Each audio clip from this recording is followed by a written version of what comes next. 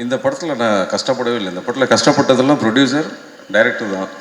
ஏன்னா என்னை ஏசிலேயே தான் ஒர்க் பண்ண வச்சாங்க. இந்த படம் ஃபுல்லாகவே எனக்கு வந்து ஒரு அரசியல்வாதி, ஒரு ரொம்ப ஃபன்னாக ஒரு மாதிரி ஜாலியாக இருந்தது. இப்போ கடைசியில் ஒரு ஷூட் பண்ணோம்.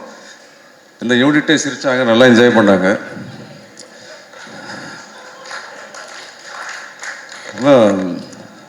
ரெட்டினுக்கு ஒரு சீன் பார்த்தேன். ரெட்டின் உன்னோட செம்ம சீன் எனக்கு ஒன்று இருக்குது இதில். எல்லாருமே நல்லா என்ஜாய் பண்ணாங்க.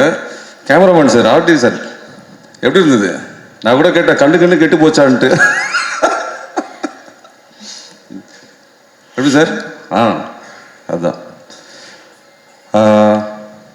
இதோ பார்க்குறாங்க ஆண்ட்ரியா. அவங்க வந்து இந்த படத்தில் இருந்து இனிமேல் அவங்க வந்து டீசெண்டாக படித்த சொன்னாக்கா. சொன்னாக்கா தெரியாதா?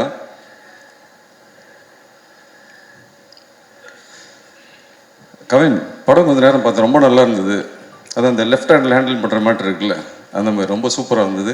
நான் கூட சொன்னேன் அவர்கிட்டையும் ரொம்ப நல்லா பண்ணியிருக்காரு அப்படின்ட்டு.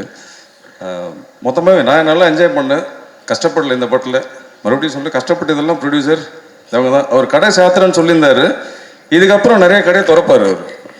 அந்த மாதிரி ஒரு படம் இது. அது நிறைய திறக்கணும் நான் எதிர்பார்க்குறேன். கண்டிப்பாக அது நடக்கணும். Thank you so much. Thank you. Vicky சொல்ல மறந்துட்டேன்.